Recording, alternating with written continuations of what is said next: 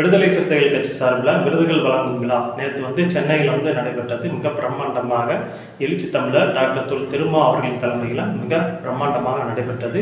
வெற்றிகரமாக நடைபெற்று முடிந்தது. இதில் பார்த்தீங்கன்னா எழுச்சி தமிழர் திருமா அவர்கள் சங்கைகளை பொழந்திருக்கார். விடுதலை சிறுத்தைகள் கட்சியின் சார்பாக ஆண்டுதோறும் சான்றோர்களுக்கு, சமத்துவ பெரியவர்களுக்கு விருதுகளை அந்த விடுதலை சிறுத்தைகள் கட்சி ஒவ்வொரு ஆண்டும் சிறப்பாக நடைபெற்று வருது. அதுபோல் இந்த வருடமே அந்த நிகழ்ச்சி நேற்று நடைபெற்று முடிந்தது.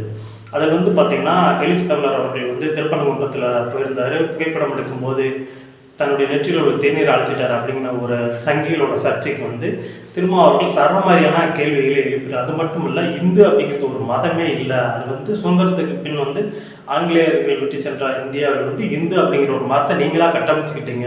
அது ஒரு சமத்துவமின்மை மிக்க ஒரு மதம் அப்படிங்கிறதையும் எழுச்சி தமிழர் அவர்கள் தெளிவுபடுத்தியிருக்காரு.